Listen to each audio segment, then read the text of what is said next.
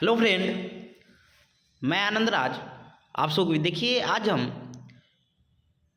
Hindi pedagogy का आपका 4 जनवरी 2022 को जो एग्ज़ाम हुआ था उसका प्रीवियस ईयर क्वेश्चन का पैडागोजी के क्वेश्चन लेके आए हैं। देखिए, बहुत इंपॉर्टेंट क्वेश्चन है।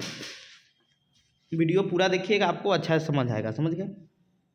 चलिए, पहला क्वेश्चन है कि निम्नलिखित में कौन सा लेखन कौशल का उच्चतम स्तर है। 106 से स्टार्ट होता है, आपका 15 क्वेश्चन होगा। तो देखिए, आपको पता होना चाहिए कि लेखन कौशल का जो उच्चतम स्तर होता है। अब देखिए, ऑप्शन छाटिए। देखिए, उसके बाद पहला ऑप्शन है सही वर्तनी, दूसरा है संयुक्त अक्षर लिखना, संयुक्त अक्षर लिखना, तीसरा है लेख लिखना और चौथा है वाक्यों में कठिन शब्दों का प्रयोग करना। अब देखिए, कुछ चीज़ बताते हैं। उच्चतम मतलब सबसे ऊपर का, मतलब सबसे ऊपरी अति क्या होगा।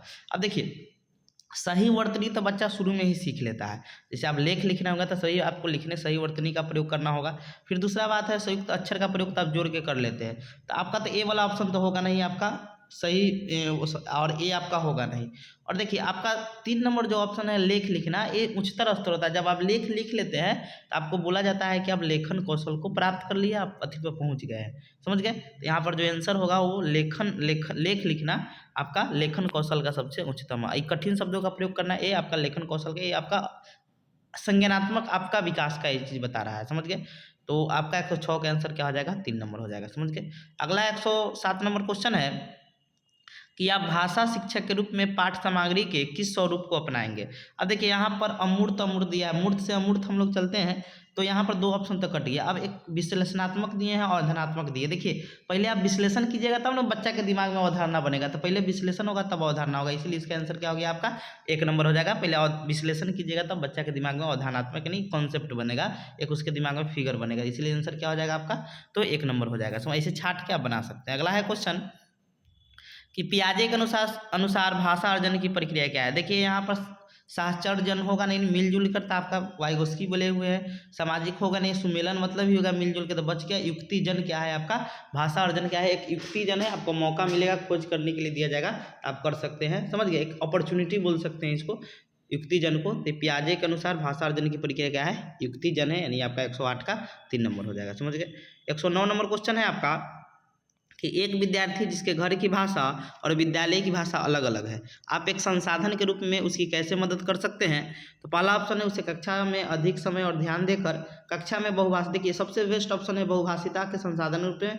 गृह कार्य तो होगा नहीं आपका, मातृभाषा में शिक्षण। देखिए, ये भी सही है आपका, ये भी सही, लेकिन 2 नंबर क्या है आपका? सबसे बेस्ट ऑप्शन है। तो आपका क्या हो जाएगा? 109 का आपका क्या हो जाएगा? तो 2 नंबर हो जाएगा कि कक्षा में बहुभाषिता को संसाधन के रूप में प्रयोग करके। समझ गए? अगला क्वेश्चन है 110 नंबर कि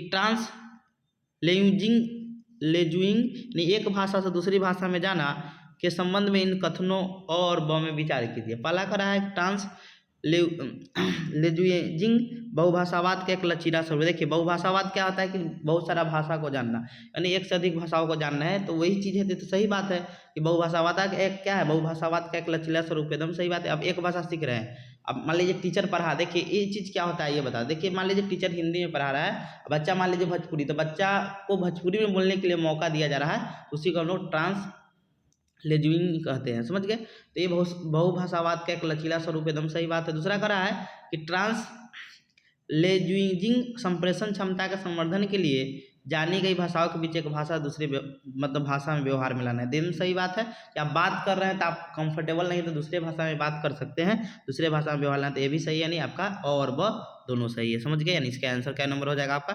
110 का 3 नंबर हो जाएगा। समझ गए?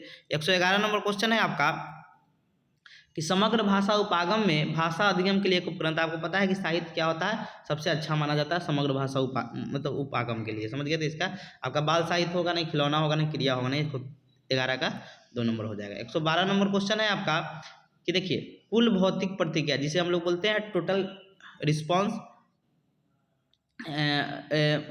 रिस्पॉन्स फिजिकल, मतलब टोटल फिजिकल रिस्पॉन्स इसको बोला जाता है इंग्लिश में, टोटल फिजिकल रिस्पॉन्स। देखिए, होता क्या है? टीआरपी। अब देखिए, इसमें जो केंद्रीय भूमिका जो होती है ना, अब देखिए इसमें क्या होता है, शिक्षक इसमें बच्चा को निर्देश देता है। जैसे इसमें जो विकलांग बच्चा वगैरह जो होता है उसको निर्देश देता है, ऐसे बैठो, ऐसे खाओ। समझे?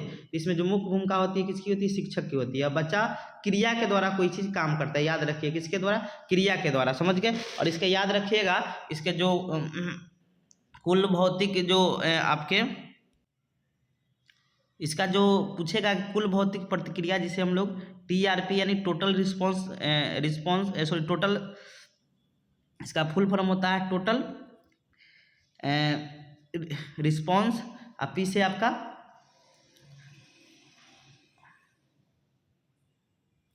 पी से फिजिकल हो गया, टोटल फिजिकल रिस्पॉन्स होता है।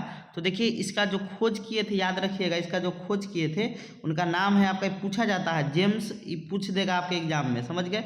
जेम्स आपके कौन हो गए, तो आशेर हो गए, याद रखिएगा। जेम्स कौन है आपके, आशेर है, जो इसके खोज किए थे कौन, कुल भौतिक प्रतिक्रिया।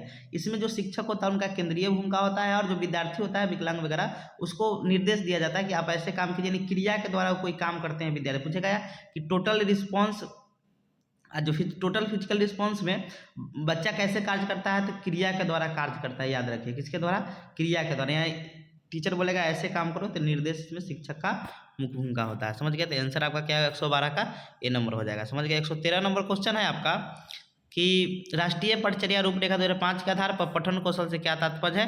तो ये आपको समझ जानते हैं, सबसे पॉजिटिव वर्ड होता है, शुद्ध तो होगा ना, अक्षर पढ़ना ये तो होगा नहीं, आपका सी नंबर आंसर हो जाएगा, समझ गए। ऐसे आप निकाल सकते हैं। 114 क्वेश्चन है आपका कि भाषा की पाठ्यपुस्तक का शैक्षिक पक्ष क्या है। तो वर्तनी दिया हुआ है, पुस्तकों का चित्रों, वर्तनी, आपका विषय वस्तु का चयन सबसे बेस्ट ऑप्शन है यहाँ पर, समझे, विषय वस्तु का चयन करना। क्योंकि देखिए पुस्तक की वर्तनी आपको पता है, वर्तनी निगेटिव वर्ड होता है, वो तो आपका होगा नहीं, समझ गए। और पुस्तक तो ऐसे भी नहीं होगा आपका, वर्तनी भी दिया तो 3 नंबर ऑप्शन सबसे पॉजिटिव है, समझ गए। अगला है 114 नंबर 15 नंबर क्वेश्चन कि विद्यार्थी को दी जा रही गतिविधियों पर विचार करें, निम्नलिखित में कौन सी गतिविधि संप्रेषण कौशल विकसित करने के लिए आप अपना सकते हैं। तो पहला ऑप्शन है कि वह एक अभिनेता डैश है, मतलब यहाँ बोल रहा है कि मतलब आप किसी से संप्रेषण कैसे कर सकते हैं। तो वह एक अभिनेता डैश है, तो इससे कहाँ संप्रेषण आपका होगा, 2 व्यक्ति संप्रेषण, यानी 2 व्यक्ति में होना चाहिए, है नहीं।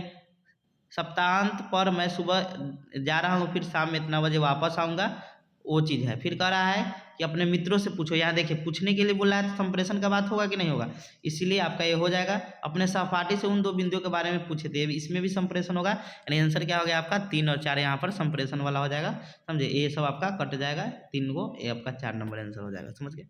अगला क्वेश्चन है 115 हो गया, 16 नंबर कि स्टीफन क्रेप्सन, देखिए आपको पता है कि अधिगम जो होता है आपका चेतन प्रक्रिया है, और अर्जन जो होता है क्या है, अचेतन प्रक्रिया है। अर्जन क्या होता है, अचेतन होता है। स्टीफन क्रेप्सन हम पढ़ा देंगे, समझे। अचेतन प्रक्रिया तो क्या हो जाएगा, आप अर्जन हो जाते हैं। यहीं पे बोलता है चेतन प्रक्रिया क्या है, तो सीखना हो जाता है, समझ गए। तो यहाँ पे आंसर अर्जन हो जाएगा, क्योंकि अचेतन बोल रहा है, समझ गए। तो 16 का क्या हो जाएगा, 2 नंबर हो जाएगा। अगला क्वेश्चन है 117 नंबर कि वाइगोस्की के अनुसार जो बच्चे डैश का व्यापक प्रयोग करते हैं वे अपने अन्य बच्चों की तुलना में जटिल कार्यों को अधिक, देखिए आपको पता है बच्चा निजी भाषा का प्रयोग करता है, समझ गए। लेकिन यहीं पे बोलता है कि वो भाषा का प्रयोग कर रहा है, वो भाषा किसी दूसरा व्यक्ति नहीं सुनता है, तब आंतरिक भाषा हो जाता है, समझ गया। ये पूछा भी है क्वेश्चन, तो यहाँ पर नहीं कुछ बोल रहा है, इसीलिए यहाँ पर आंसर हो जाएगा निजी भाषा, समझ गया, नहीं प्राइवेट स्पीच उसको बोलते हैं, समझ गए।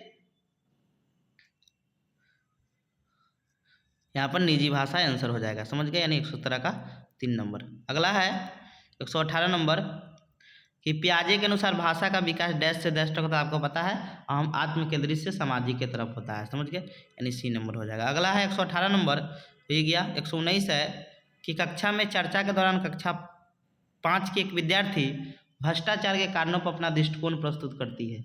इस दौरान न तो वह दूसरे के विचारों को से सहमति प्रकट करती है, न ही वह दूसरे के नज़रिए से विषय वस्तु को देखने की कोशिश। पियाजे के अनुसार वह किस प्रकार के भाषण में शामिल है, यानी कहने का मतलब क्या हुआ। अब देखिए पियाजे तो ये सब बोला हुआ नहीं है, आपको पता है कि पियाजे जो है आपका 119 का है कि पियाजे तो ये दोनों भाषा का प्रयोग किया नहीं है। और यहाँ देखिए वो केकरो बातों को समझ रहे, यानी क्या है, आत्मकेंद्रित है वो, समझ गए। यानी देखिए इस चीज़ समझने वाला चीज़ है, कह रहा है कि इस दौरान न तो वह दूसरे के विचारों से सहमति प्रकट करें, यहाँ पर सामाजिक मतलब क्या होता है, दूसरे विचारों को सुनते बोलते तब सामाजिक होता है, इसीलिए इसका आंसर क्या होगा, आत्मकेंद्रित होगा। फिर कह रहा है कि न ही दूसरे नजरियों को विषय वस्तु को देखने की कोशिश कर रहा है, इसलिए बच्चा क्या है, आत्मकेंद्रित। ये दोनों तो होगा नहीं आपका, 3 4 आंसर क्या हो जाएगा आपका 1 नंबर हो जाएगा। अगला क्वेश्चन है जीन पियाजे के सिद्धांत के अनुसार विद्यार्थियों को व्याकरणीय संरचनाओं को समझाने के लिए पता है। देखिए अभ्यास के बाद में नहीं, याद और कोई संरचना कोई प्रदत्त कार्य, इसके लिए खोज करने के लिए बच्चा को दिया जाता है, समझ गए, यही इसका आंसर हो जाएगा, समझ गए, यानी 120 का 1 नंबर हो जाएगा, समझ गए। तो ऐसे आप और भी हम वीडियो डाल देंगे, समझिए। Thank you.